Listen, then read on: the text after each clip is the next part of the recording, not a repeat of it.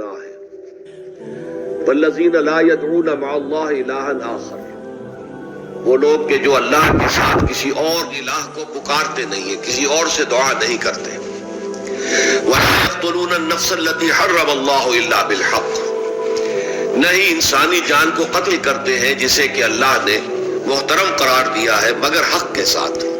یعنی کوئی قانون کی دفعہ ان کے اوپر لاگو ہو جائے تو بات دوسری ہے۔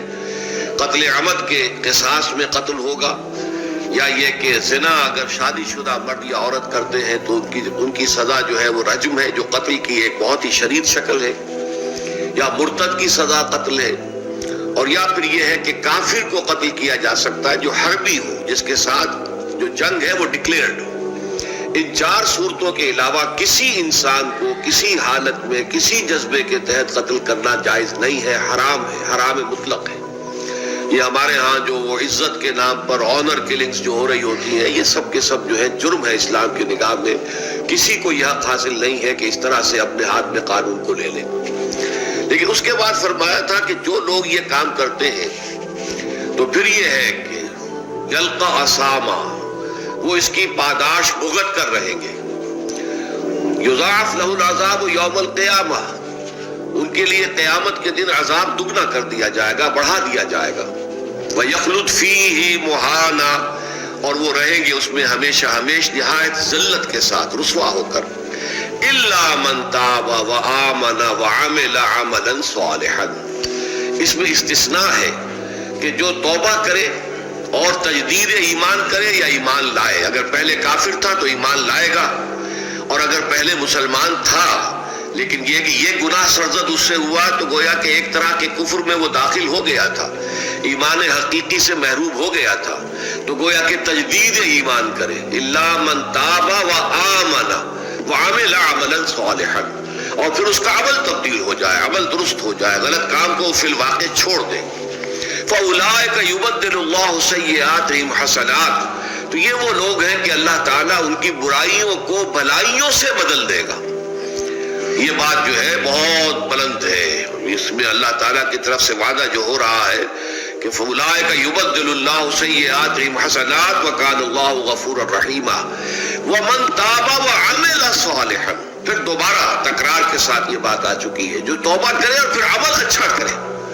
فَإِنَّهُ يَتُوبُ إِلَى اللَّهِ مَتَابًا، تو وہ ہے جو حقیقت میں توبہ کرتا ہے اللہ کی جناب میں جیسے کہ توبہ کرنی چاہیے،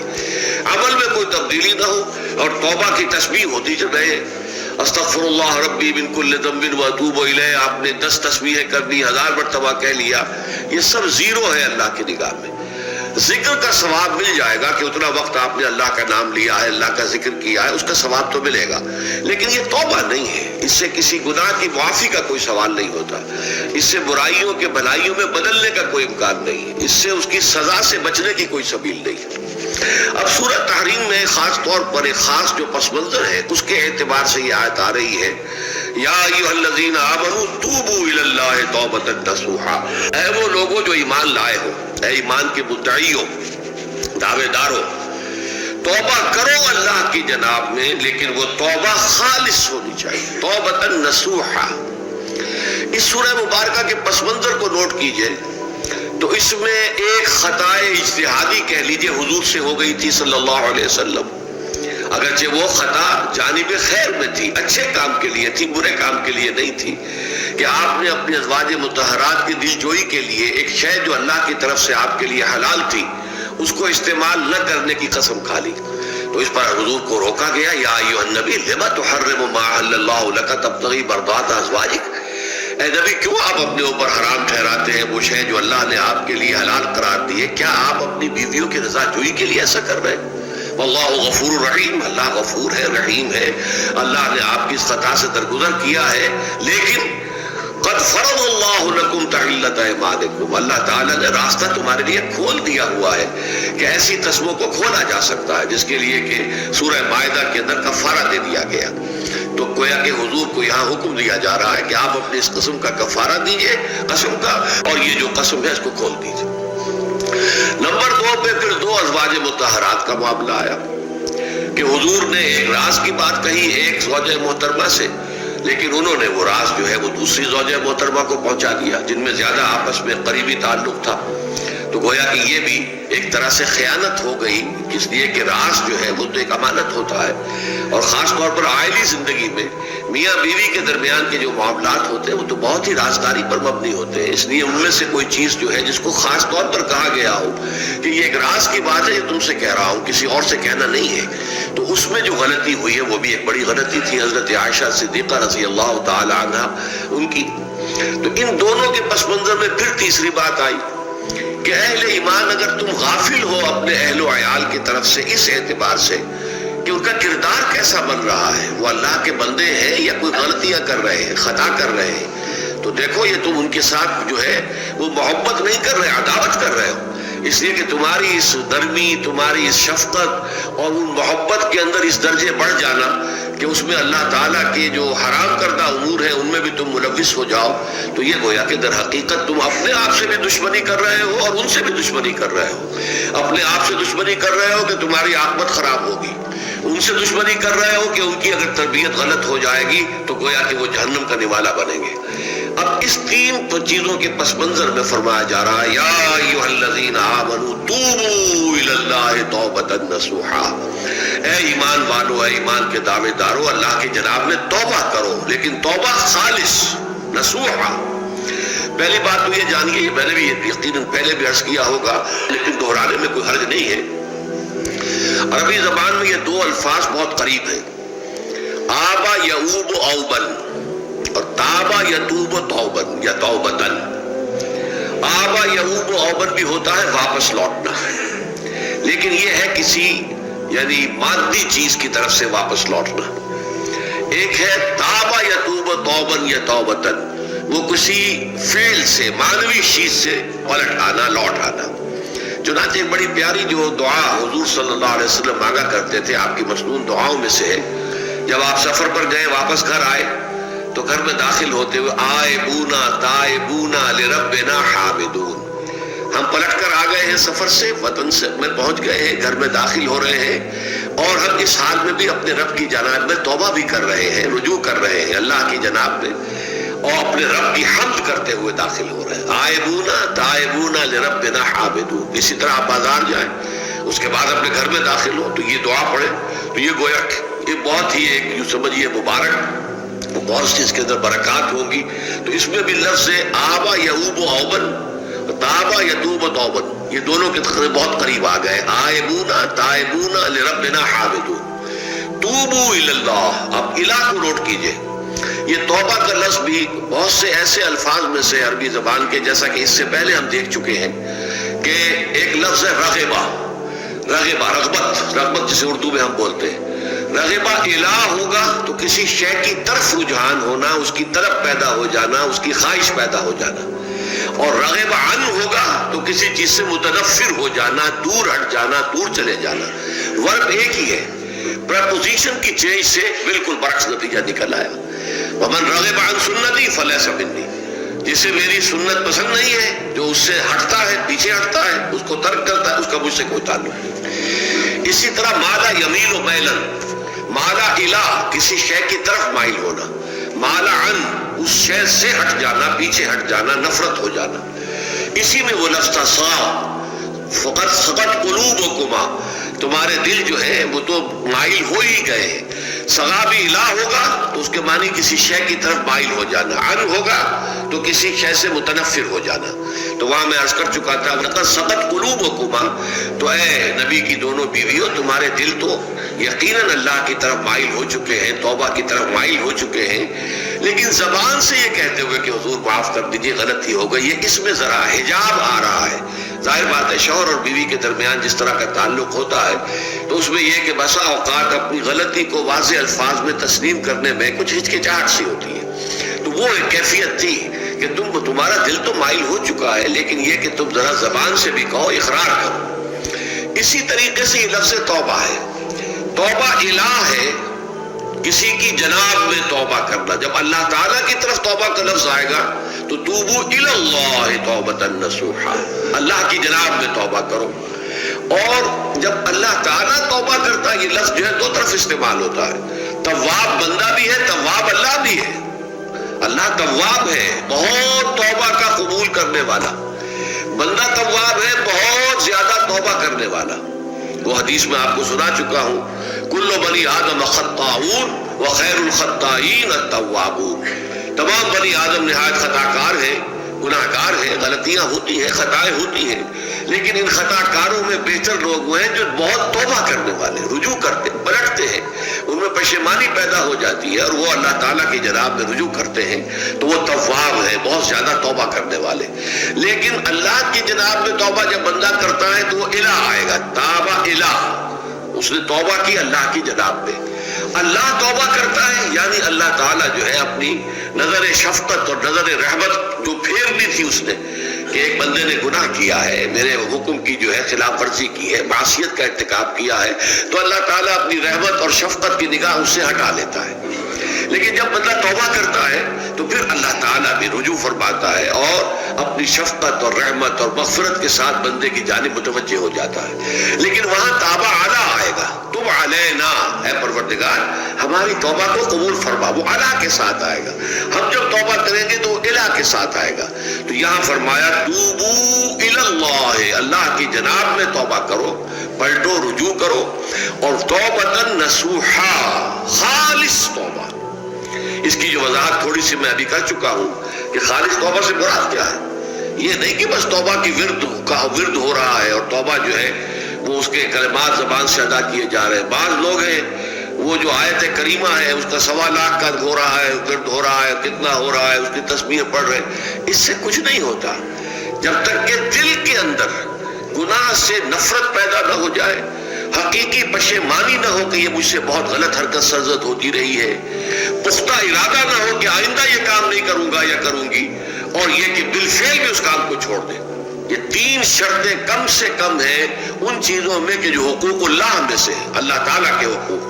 ان میں کوتاہی ہوئی ہے، ان میں غلطی ہوئی ہے، اس میں انسان نے کسی معصیت کا ارتکاب کیا ہے، تو 3 شرطیں۔ حقیقی پشیمانی نمبر 1، جس کے لیے میں نے اقبال کا شعر آپ کو سنایا تھا جو بالکل نوجوانی کے دور میں انہوں نے کہا تھا، اور کسی، اب میں نام بھول رہا ہوں، کوئی بہت بڑے شاعر تھے، استاذ تھے، اساتذہ، استاذ الشعراء، انہوں نے کہا تھا کہ میاں صاحبزادے اس عمر میں، اور یہ شعر اس قدر اونچا شعر ہے کہ موتی سمجھ کے شان کریمی نے چن لیے قطرے جو تھے میرے عرق انفعال کے۔ انفعال کہتے ہیں شرمندگی کو، کہ میں جب شرمندہ ہوا کہ میں اللہ کی جناب میں یہ کیا حرکت کر بیٹھا، تو اس سے میری پیشانی پر جو پسینے کے قطرے رونما ہوئے، اللہ تعالیٰ نے ان کو موتی سمجھ کے چن لیا۔ اللہ تعالیٰ کو بندے کی توبہ سے اتنی خوشی ہوتی ہے۔ وہ حدیث بھی میں آپ کو سنا چکا ہوں کہ تم اندازہ کرو، ایک شخص ہے کہ جو ایک ریگستان میں لقودق صحرا میں سفر کر رہا تھا، اس کا ایک اونٹ تھا جس پر وہ سفر کر رہا تھا، اسی پر اس کا جو بھی راستے کا کچھ کھانا وانا تھا، خوراک تھی، وہ بھی، اس کی پوٹلیاں بھی تھیں اور پانی کی چھاگل بھی بندھی ہوئی تھی۔ تھوڑی دیر کے لیے وہ ایک درخت کے سائے میں بیٹھ گیا استراحت کے لیے، وہ اسی میں آنکھ لگ گئی اس کی۔ اب جب آنکھ کھلی تو دیکھا کہ اونٹ غائب ہے۔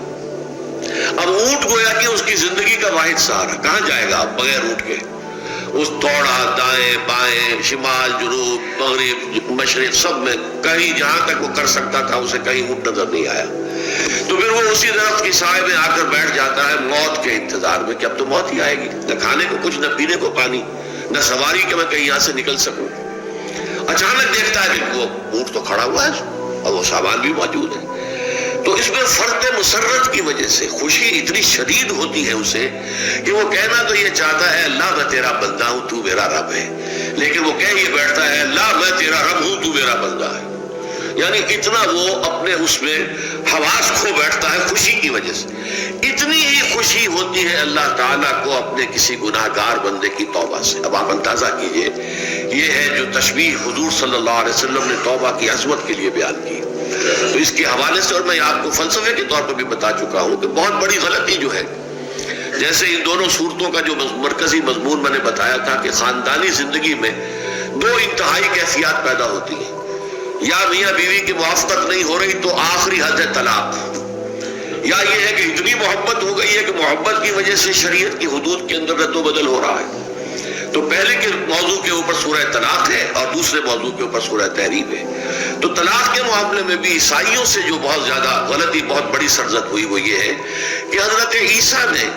یہ فرمایا تھا کہ جو شخص اپنی بیوی کو طلاق دیتا ہے گویا کہ ناحق، وہ گویا کہ اس سے زنا کرواتا ہے. یعنی یہ کہ طلاق ہو گیا اس کو، اب وہ بیچاری جو ہے وہ بے شوہر کے ہے، عام طور پر مطلقہ سے کوئی شادی نہیں کرتا، تو اب اس کے فتنے میں مبتلا ہونے کا امکان موجود ہے، وہ زناکاری پر آمادہ ہو سکتی ہے. تو جس شخص نے اسے غلط طلاق دی تھی در حقیقت وہ ذمہ دار ہوگا اس زناکاری کا جو وہ کر رہی ہے. یہ اصل میں ایک اخلاقی تعلیم تھی جس کو کہ انہوں نے قانونی سمجھ لیا اور طلاق کا دروازہ بند کر دیا. حالانکہ شریعت موسوی میں طلاق کا راستہ کھلا تھا جیسے شریعت محمدی میں، کہ اگر کوئی صورت ایسی ہے کہ مزاج نہیں مل رہا ہے تو ٹھیک ہے، علیحدہ ہو جاؤ، سیپریشن کا راستہ کھلا ہوا ہے. اگرچہ اللہ کو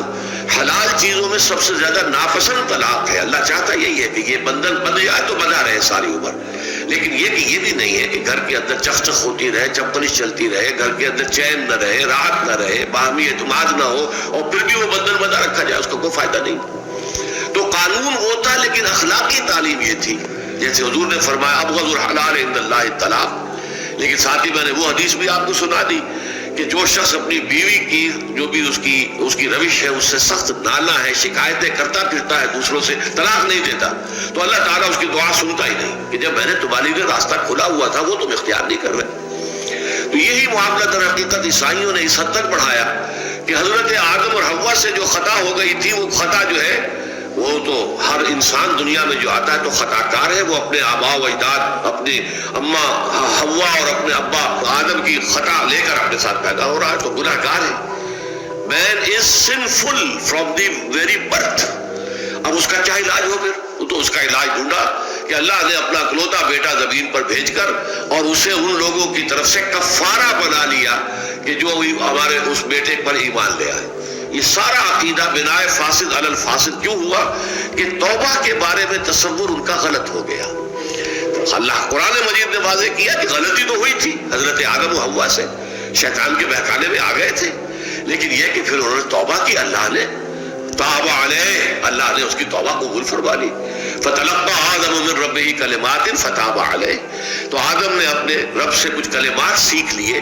پشیمانی تو ہو گئی تھی، شرمندگی ہو گئی تھی، لیکن الفاظ نہیں مل رہے تھے کن الفاظ میں میں اللہ کی جناب میں توبہ کروں. اللہ کی کمال شفقت کہ اللہ نے وہ الفاظ بھی انہیں تلقین کر دیے جو سورہ اعراف کے اندر بیان ہوئے ہیں. ربنا ظلمنا انفسنا وان لم تغفر لنا وترحمنا لنكونن من الخاسرین. اللہ نے توبہ قبول فرما لی، فتاب علیہ. اب جو بچہ پیدا ہو رہا ہے نسل آدم کا وہ کوئی اپنے جد امجد جو ہے حضرت آدم اور حضرت حوا کے گناہ کی پوٹ لے کر نہیں آتا ہے، وہ تو کل مولود یولد علی الفطرہ، فطرت الاسلام پہ پیدا ہوتا ہے.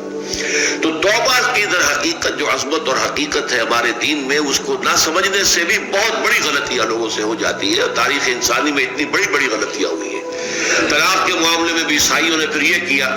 کہ سوائے اس کی کوئی شکل نہیں ہے کہ بیوی زنا کار ہو تو پھر تو طلاق ہو جائے گی، سیپریشن ہو جائے گی.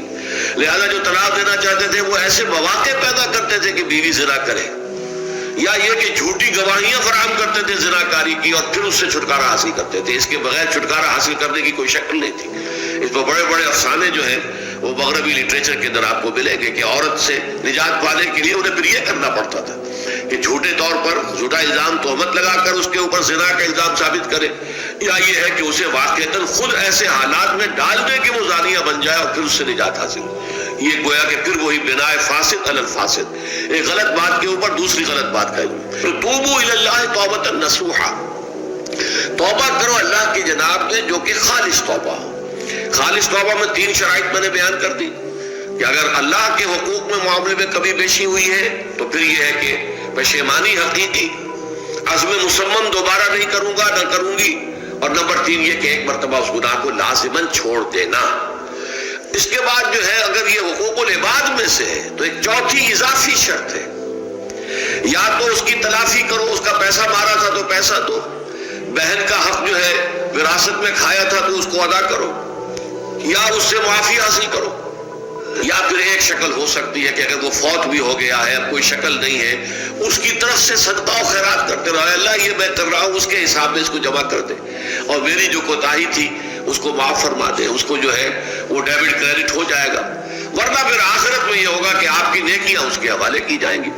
یا آپ کے پاس نیکیوں کا ذخیرہ بھی کافی نہ ہوا تو اس کے گناہ آپ کے پلڑے میں ڈال دیے جائیں گے۔ اور اسی کو حضور نے فرمایا کہ میری امت کا اصل مفلس وہ ہے۔ آپ نے پوچھا اتدرون من المفلس، آپ لوگ جانتے ہیں کہ مفلس کون ہوتا ہے؟ تو صحابہ نے وہی جواب دیا جو ہم میں سے ہر شخص جواب دے گا، المفلس عندنا من لا درہم لہ ولا دینار، ہمارے نزدیک ہم مفلس اس کو کہتے ہیں جس کے پاس درہم و دینار نہیں ہے، روپیہ پیسہ نہیں ہے۔ حضور نے فرمایا نہیں، میری امت کا مفلس وہ ہوگا جو قیامت کے دن حاضر ہوگا، بہت سی نمازوں کی وہ پنڈ لے کر آئے گا، وہ گٹھڑی لے کر آئے گا، گٹھڑا لے کر آئے گا، اور روزوں کا اور اس کا اور حجوں کا اور اس عمروں کا، لیکن وقد شتم ھذا واکل مال ھذا، اس نے مال کھایا تھا فلاں کا حرام طریقے سے، فلاں کو گالی دیتی تھی، فلاں کو تہمت لگائی تھی، حقوق العباد کے اندر جو ہے اس کی عزت پر حملہ کیا تھا، وہ سارے مدعی جمع ہو جائیں گے۔ اللہ تعالیٰ کسی سے کہے گا بھائی تم اس کی نمازیں لے جاؤ، کسی سے کہے گا اس کے روزے لے جاؤ،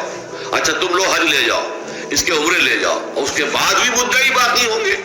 تو اب مدعیوں کے گناہ اس کے پلڑے میں ڈالے جائیں گے، اور پھر وہ دوسروں کے گناہوں کے بوجھ تلے دب کر جہنم میں جھونک دیا جائے گا۔ تو یہ حقوق العباد کے اندر معاملہ اس سے بھی کہیں زیادہ سخت ہے کہ جو حقوق اللہ کا ہے۔ اللہ تو بڑا غفور ہے، رحیم ہے، اس کے اندر وہ رعایت بھی کرے گا، لیکن حقوق العباد کا معاملہ اللہ کہہ دے گا یہ میرا معاملہ ہے ہی نہیں، یہ تمہارا آپس کا معاملہ ہے، تمہیں اس میں تو جو بھی ہے لین دین کر کے ہی معاملہ چکانا ہوگا، دے دے کر معاملہ ہوگا، اس کے بغیر نہیں۔ تو توبوا الی اللہ توبۃ نصوحا عسى ربکم ان یکفر عنکم سیئاتکم، این ممکن ہے، عسا اصل میں امید دلانے کے لیے ہوتا ہے، شاید کہ ایسا ہو جائے، لیکن جب اللہ کی طرف سے یہ لفظ آتا ہے تو یہ یقینی معنی، یقینی وعدے، اللہ کا وعدہ ہے، اگر تم یہ توبہ نصوح کرو گے تو اللہ کا وعدہ ہے تم سے کہ وہ تم سے تمہاری برائیوں کو دور کر دے گا۔ یہ تکفیر کے لفظ کو بھی سمجھ لیجئے، کفر کا اصل معنی ہے چھپا دینا، دبا دینا، اسی لیے گناہ کا کفارہ ہوتا ہے۔ آپ سے گناہ ہو گیا، آپ نے کفارہ دے دیا تو گناہ چھپ گیا، دب گیا، اس کے اثرات زائل ہو گئے، وہ آپ کے نامہ اعمال سے اس کو ختم کر دیا جائے گا، یہ ہے کفارہ، کفارہ۔ کفار جمع ہے کافر کی، کافر جو ہے وہ حق کو چھپاتا ہے، اللہ کی دعوت جو دی جا رہی ہے اس کو دباتا ہے، تو اس معنی میں وہ کافر ہے، انکار کرتا ہے۔ لیکن یہ کہ ایک کفران نعمت ہے، کسی نے آپ پر احسان کیا ہے اور آپ اس کا احسان نہیں مان رہے، آپ کے لیے دل میں اس کے لیے کوئی احسان مندی کے جذبات پیدا نہیں ہوئے، تشکر کا جذبہ پیدا نہیں، یہ کفران نعمت ہے۔ تو تکفیر اس کو بھی کہتے ہیں، تکفیر اسے بھی کہتے ہیں مسلمان امت میں سے کسی کو نکال دینا، اس لیے کہ وہ بنیادی عقائد میں علیحدہ ہو گیا ہے، تو یہ پرچنگ ہے، یہ بھی تکفیر ہے۔ تو تکفیر اعمال کیا ہے کہ برے اعمال کو دھو دے گا تمہارے نامہ اعمال سے، اور نمبر 2 تمہارے دامن کردار سے بھی دھو دے گا، جو غلطیاں تمہارے اوپر چلی آ رہی تھی، اتنے عرصے تک تم کرتے رہے ہو، تمہارا کردار جو ہے اس سے مقدر ہو گیا ہے، اس کے اندر جو ہے خرابی پیدا ہو گئی ہے، تو اللہ اس کو بھی دھو دے گا۔ تو دنیا میں بھی تکفیر کا اثر ہوگا کہ انسان کی اصلاح ہو جائے گی، اس کی سیرت و کردار جو ہے صحیح رخ پر آ جائیں گے، اور آخرت میں یہ ہے کہ اس کا جو اعمال نامے میں جو گناہ درج تھا وہ وہاں سے صاف کر دیا جائے گا، محو کر دیا جائے گا۔ یہ تکفیر 2 گنا ہے، اور اس میں جو ہم سورہ الفرقان میں پڑھ کر آئے ہیں وہ اس سے بھی اگلی بات ہے، اولئک یبدل اللہ سیئاتہم حسنات، جہاں گناہ کا اندراج تھا وہاں اب نیکی کا اندراج ہو جائے گا، تمہاری سیرت و کردار میں جو گناہ کا پہلو تھا وہ اب نیکی کے پہلو میں بدل جائے گا۔ یہ تکفیر گویا کہ دنیا میں بھی اور آخرت میں بھی۔ عسیٰ ربکم، امید ہے اور اللہ کا وعدہ ہے کہ وہ تم سے تمہاری برائیوں کو دور کر دے گا۔ مطلب یہ کون انسان ہے جو برائی سے بالکل پاک ہے؟ کل بنی آدم خطاؤن وخیر الخطائین التوابون۔ توبہ کرو، توبہ نصوح کرو، اللہ تعالیٰ دھو دے گا، تمہارے دامن کردار سے بھی داغ اور دھبے صاف کر دے گا، اور تمہارے اعمال نامے سے بھی۔ وَيُدْخِلَكُمْ جَنَّاتٍ تَجْرِي مِن تَحْتِهَا الْأَنْهَارُ، اور تمہیں داخل کرے گا ان باغات میں جن کے نیچے یا جن کے دامن میں ندیاں بہتی ہوں گی۔ یوم لا یخزی اللہ النبی والذین آمنوا معہ، وہ دن کہ جس دن اللہ رسوا نہیں کرے گا نہ نبی کو اور نہ ان کو جو ان کے ساتھ ایمان لائے۔ ان کے ساتھ ایمان لانے، ظاہر بات ہے انبیاء کے رسوا ہونے کا تو کوئی سوال ہی نہیں، یا اس کا ذکر جو ہے وہ تو صرف بطور تذکرہ کر دیا گیا، ورنہ اصل کیا ہے جو نبی کے ساتھ ایمان لائے۔ اور نبی کے ساتھ ایمان لانے والوں میں درجہ اول کے لوگ وہ ہیں جو صحابہ کرام ہیں، جو حضور کے زمانے میں تھے، حضور کے ساتھ دیا انہوں نے اپنے جان و مال سے حضور کے مشن کو تقویت پہنچائی، جہاں حضور کا پسینہ گرا وہاں اپنی خون کی ندیاں بہا دی، اپنی جانیں دے دی، تو وہ ہیں اولین۔ لیکن اللہ تعالی ہمیں بھی ان میں شامل کرے، اس لیے کہ جیسے کہ سورہ بقرہ کی جو آخری سے پہلی آیت ہے اس کے اندر بیان فرمایا گیا کہ آمن الرسول بما انزل الیہ من ربہ والمؤمنون، ایمان لائے رسول محمد صلی اللہ علیہ وسلم اس چیز پر کہ جو ان کے اوپر ان کے رب کی طرف سے نازل کی گئی، اور ایمان لائے صاحب ایمان، وہ صاحب ایمان سب کے سب شامل ہو جائیں گے۔ تو قیامت کے دن اللہ تعالیٰ رسوا نہیں کرے گا، یوم لا یخزی اللہ النبی والذین آمنوا معہ، جس دن کہ اللہ تعالیٰ رسوا نہیں کرے گا نہ اپنے نبی کو صلی اللہ علیہ وسلم اور نہ ہی ان کو کہ جو ان کے ساتھ ایمان لائے۔ اور یہ آخرت کی رسوائی جو ہے بہت بڑی رسوائی ہے۔ دنیا کی رسوائی انسان جو ہے اس کو بہت ہلکا سمجھے، آخرت کی رسوائی بہت بڑی ہے۔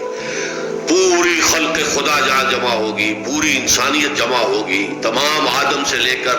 آخری انسان تک جمع ہوں گے، اور وہاں اگر رؤوس الاشہاد ہمارا پردہ چاک کیا جائے، ہمارے گناہوں کو جو ہے اعلان کیا جائے، تو کتنی بڑی رسوائی ہوگی۔ اسی لیے یہ دعا مانگتے رہنا چاہیے، اللہم ربنا اجرنا من خزی الدنیا والآخرہ،